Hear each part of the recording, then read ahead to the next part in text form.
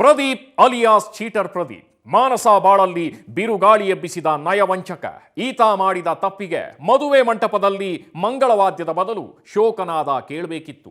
But ದೊಡ್ಡದೊಂದು ಗಂಡಾಂತರವನ್ನ ಅದೇ ಮದುವೆ ಮಂಟಪದಲ್ಲಿ ಎಲ್ಲರೂ ಸಲೀಸಾಗಿ ನೀಗಿಸಿಬಿಟ್ಟಿದ್ದಾರೆ.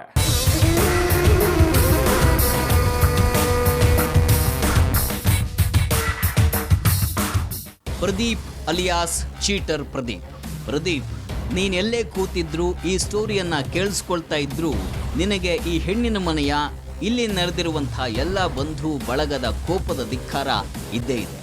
ನಾನು ಇನ್ನೊಬ್ಬಳನ್ನ ಪ್ರೀತಿಸ್ತಾ ಇದ್ದೀನಿ, ಆಕೆಯನ್ನ ಬಿಟ್ಟು ಬದುಕೋದಕ್ಕಾಗಲ್ಲ, ಅಥವಾ ನೀನು ಚೆನ್ನಾಗಿಲ್ಲ, ನಿನಗೆ ಆಸ್ತಿ ಕಮ್ಮಿ ಇದೆ, ವರದಕ್ಷಿಣೆ ಸಾಲ್ತಾ ಇಲ್ಲ, ಪರೋಪಚಾರ ಸರಿ ಇಲ್ಲ, ಹೀಗೇನಾದ್ರೂ ಒಂದು ಕಾರಣ ಕೊಟ್ಟು ಮದುವೆ ಮಾತುಕತೆ ಮಾಡೋವಾಗ್ಲೇನೆ ಹೇಳಿ ಬಿಡಬಹುದಿತ್ತು. ಬಟ್ ಮಂಟಪಕ್ಕೆ ಬಂದಾಗ ಮಣ್ಣು ತಿನ್ನುವಂತಹ ಕೆಲಸ ಮಾಡಿಬಿಟ್ಟಿದ್ದೆ.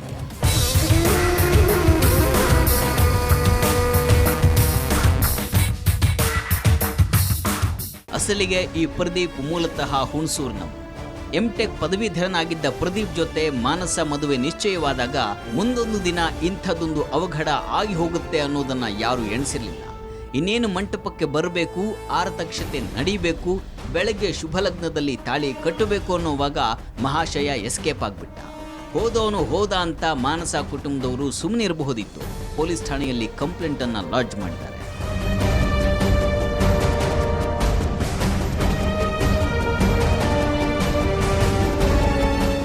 ಮದುವೆ ಸುಖವಾಗಿ ನಡೀತಲ್ಲ ಅನ್ನೋ ಕಾರಣಕ್ಕೆ ಯಾರೂ ಕೂಡ ಮಾಧ್ಯಮದ ಮುಂದೆ ಬಂದಿಲ್ಲ.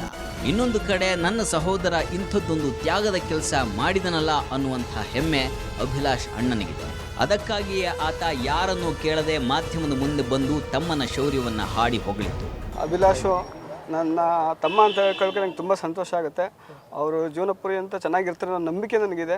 ಅವರು ದೇವ್ರು ಚೆನ್ನಾಗಿ ಅವ್ರ ಆಶೀರ್ವಾದ ಮಾಡಿದ್ದಾರೆ, ಚೆನ್ನಾಗಿರ್ತಾರೆ. ಎಲ್ಲರ ಹಿರಿಯರ ಆಶೀರ್ವಾದ ಇಂಥ ಹಿರಿಯರ ಆಶೀರ್ವಾದ ಚೆನ್ನಾಗಿರ್ತಾರೆ ಅಂತ ನಂಬಿಕೆ ನನಗೆ. ಹುಡುಗರುಗಳು ಬಂದರು, ಆದರೆ ಕೊನೆಗೆ ಋಣ ಬಂದ ದಕ್ಕಿದ್ದು ನಿಮ್ಮ ಯಾಕಂದ್ರೆ ಸರ್ ಅವನಂತ ಹುಡುಗ ಸರ್, ಅದು ಹುಡುಗಿ ಮನೆ ಫ್ಯಾಮಿಲಿಗೆ ಗೊತ್ತಿರಿಂದ ಈ ಸಕ್ಸಸ್ ಆಗಿದೆ. ಇಲ್ಲಾಂದ್ರೆ ಯೋಚನೆ ಮಾಡಿ, ಈಗ 3 ಜನ ಗಂಡನ ಬಿಟ್ಟು ಹುಡುಗಿ ಆಯ್ಕೆ ಮಾಡಿದ್ರೆ ಆ ಹುಡುಗಿ ಹೇಳಿರೋದೇನು, ನಾನು ಅವನು ಒಪ್ಪಿದ್ದೀನಿ ಸಂಪೂರ್ಣವಾಗಿ, ಮತ್ತೆ ಇನ್ನೇನು ನಾನು ತಲೆ ಕೆಡಿಸ್ಬೇಡಿ, ನನ್ನ ಮದುವೆ ಆಗ್ತೀನಿ ಅಂತ ಹೇಳಿದ್ದಾರೆ ಸರ್. ಎಷ್ಟೇ ಆದರೂ ಹೆಮ್ಮೆ ಅನ್ಸಲ್ವಾ? ತಮ್ಮನಾದವನು ಇಂಥದ್ದೊಂದು ಮಹಾನ್ ಕಾರ್ಯ ಮಾಡಿದಾಗ ಅಣ್ಣನಾದವನಿಗೆ ಗೌರವ ತಂದೆ ತರುತ್ತಲ್ವಾ? ಇಡೀ ಕುಟುಂಬವೇ ವಿಷ ಕುಡಿಯೋ ಪರಿಸ್ಥಿತಿಗೆ ತಂದಿಟ್ಟಿದ್ದಂಥ ಪ್ರದೀಪಲ್ಲಿ ಇಡೀ ಸಂಸಾರವನ್ನೇ ಕಾಪಾಡಿ ಹೆಣ್ಣಿಗೆ ಬಾಳು ಕೊಟ್ಟಂಥ ಅಭಿಲಾಷಲ್ಲಿ ಇಂಥ ಕೆಲವೊಂದು ಘಟನೆಗಳೇ ಜೀವನದಲ್ಲಿ ದೊಡ್ಡದೊಂದು ಸಾಕ್ಷಾತ್ಕಾರದ ಪಾಠವನ್ನು ಕಲಿಸಿಬಿಡೋದು. ನಾನಾಗಿದ್ದರೆ ಹಂಗೆ ಮಾಡಿಬಿಡ್ತಾ ಇದ್ದೆ, ಅವರು ಹಂಗೆ ಮಾಡಬೇಕಾಗಿತ್ತು ಅಂತ ಎಲ್ಲೋ ಒಂದು ಕಡೆ ನಿಂತು ಹೇಳೋದು ಸುಲಭದ ಮಾತು. ಆದರೆ ಅದೇ ಸಂದರ್ಭದಲ್ಲಿ ತಾನೇ ಒಳ್ಳೆಯದಕ್ಕೆ ದಾರಿ ಆಗ್ತೀನಿ ಅನ್ನೋರು ತುಂಬಾನೇ ವಿರಳ.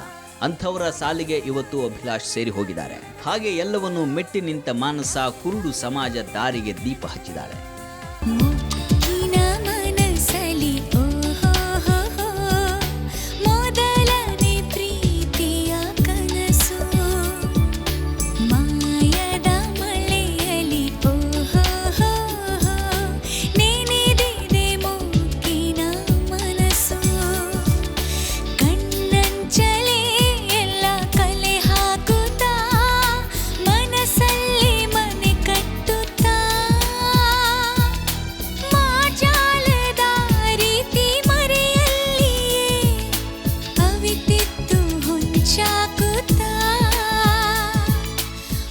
ಇಷ್ಟೊತ್ತು ನಾವು ತೋರಿಸಿದಂಥ ಈ ಕಥೆ ಕೇವಲ ಒಂದು ಕಥೆಯಾಗಿ ಉಳಿದು ಹೋಗೋದು ಬೇಡ ಅನ್ನೋ ಕಾರಣಕ್ಕೆ ಈ ಸ್ಟೋರಿಗೆ ಒಂದು ಹೆಸರಿಟ್ಟು ಮುಗಿಸಿದ್ದೀವಿ.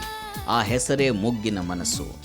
ಇವರಿಬ್ಬರಲ್ಲಿ ನಿಜಕ್ಕೂ ಮೊಗ್ಗಿನಂಥ ಮನಸ್ಸು ಅನ್ನೋದರ ಚರ್ಚೆ ಇನ್ಮೇಲೆ ನಿಮ್ಮ ಮುಂದೆ ಇರುತ್ತೆ.